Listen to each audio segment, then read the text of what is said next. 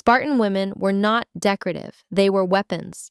While other Greek city-states kept women indoors, Sparta trained them outdoors barefoot in formation, running mountain terrain under full load. Historians describe Spartan women performing the same grueling conditioning as male soldiers. Their legs had to hold a defensive formation for hours without stopping, without rest, without the luxury of catching their breath between reps. They had no barbells, no cable machines, no resistance bands hanging off a rack, and yet the physical descriptions of Spartan women that survive from ancient sources use one word over and over: powerful. Modern women squat 3 sets of 12 and wonder why their glutes are flat. Here's the difference. And here is something that is going to sound completely wrong at first. The exercise most women rely on for glute development, the barbell back squat, is not building what you think it is building. And the reason has nothing to do with how hard you work. It has everything to do with what happens at the top of every single rep. Stay with me, because by the end of this video, you are going to understand why staying completely still might be the most powerful thing you can do for your legs. Spartan women used an exercise that had no name, no barbell, no machine. They held positions, static, sustained, brutal holds against their own body weight and the weight of training partners pushing against them. The Wallsit is the modern version of exactly that principle, not a quad exercise, not a beginner modification, a full posterior chain destroyer that was baked into Spartan conditioning for one specific reason. War does not give you micro breaks. When a Spartan soldier, male or female, held a defensive line, the muscles in their legs did not get to reset at the top of each rep. There was no top of a rep. There was only sustained tension, sustained output, sustained demand, with no relief coming. Their training prepared them for exactly that physical reality. The Wallsit does the same. It teaches your body to produce force continuously, not in bursts. And that distinction is where most modern training completely falls apart. Think about what actually happens during a barbell back squat. You descend under load, the glutes and quads fire hard at the bottom, you drive upward, and then right at the top you lock out. Your muscles decompress, blood floods back in, your joints stack, your breathing resets. That moment at the top of the squat is a micro break. It lasts less than a second.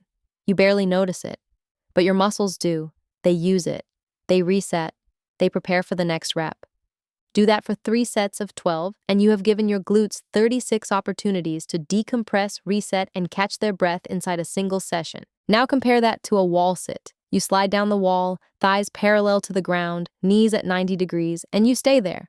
20 seconds in, the quads start burning. After 30 seconds, the glutes begin to shake. 45 seconds, your brain is sending one message on repeat. Stand up, stand up, stand up. There is no lockout, there is no reset, there is no relief coming. And here is the critical detail that separates a wall sit that builds muscle from one that merely burns. Push through your heels, not your toes.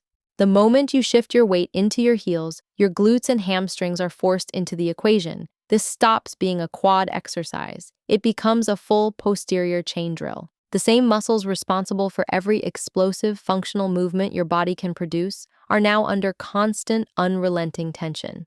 That is something a barbell squat cannot replicate. Not because the squat is a bad exercise, but because the micro break at the top will always limit the sustained tension that drives the deepest muscle adaptation. Here is the science behind why this works, and it is the same reason your favorite gym exercises might be holding you back. The primary driver of muscle growth is not load on the bar, it is muscular tension. Specifically, tension is sustained through a full range of motion, with no opportunity for the muscle to reset. When a muscle contracts without changing length, which is exactly what happens in a wall sit, something specific occurs. Every available muscle fiber is forced to engage simultaneously. There is no rotation of fibers, no taking turns, no sharing the load.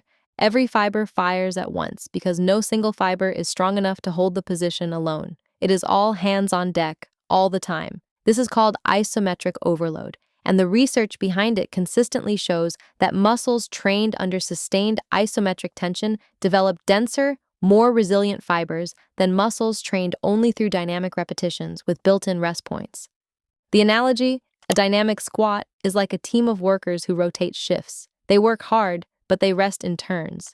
An isometric hold forces every worker onto the floor simultaneously, with no scheduled breaks. The total output is higher. The adaptation is deeper. Exercise 1, the wall sit.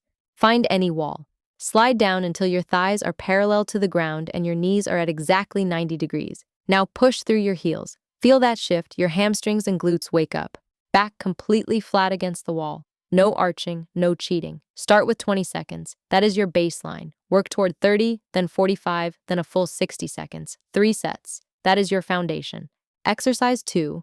The bodyweight Bulgarian split squat. Stand 2 feet in front of a bench or low surface. Place your back foot on the surface, laces facing down. Lower your back knee slowly toward the floor. Feel the deep stretch in your front quad and rear hip flexor. Your front shin stays vertical. Drive through your front heel to return. Start with body weight. It will be harder than you expect. 3 sets of 8 to 10 reps per leg. This exercise will expose every weakness in your single leg strength and mobility. Fix those weaknesses and the development follows. Exercise 3. The isometric split squat hold. Same position as the Bulgarian split squat, but instead of completing full repetitions, lower to the 90-degree position and stop. Hold. 30 seconds. Every fiber in your quads, glutes, and hamstrings is now engaged simultaneously. No micro breaks, no relief, no rotation of effort. This is an isometric overload applied directly to the split squat pattern. Add this at the end of your Bulgarian sets. 1 hold per leg per set. Exercise 4. The progression. Once you can hold the wall sit for 60 clean seconds and complete 12 Bulgarian split squats per leg with perfect form, add resistance. A weighted vest is the cleanest option. A heavy backpack works identically. You do not need a barbell. You do not need a gym. You need progressive overload and the correct movement pattern. Train these 3 to 4 times per week. Add reps or duration consistently. Do not rush the progression. The movement is the mechanism. Spartan women did not train to look strong. They trained to be unbreakable in situations where breaking meant losing. The physique was not the goal. The physique was the byproduct. 6 months of consistent wall sits, split squats, and isometric holds will build more functional glute and quad density than most women accumulate in years of machine-based training. Not because the exercises are harder, because they are honest. They do not offer micro breaks. They do not allow your muscles to cheat. They demand everything all the time. That is the Spartan principle. No relief coming. No shortcuts. No micro breaks are built into a movement to make it feel productive without producing results. Train accordingly. Subscribe right now. There are 5 more exercises in this series, each one pulling from the same warrior training philosophy, each one building a different part of the physique that modern gym routines consistently leave underdeveloped. No machines required, just 6 movements that actually work. Begin.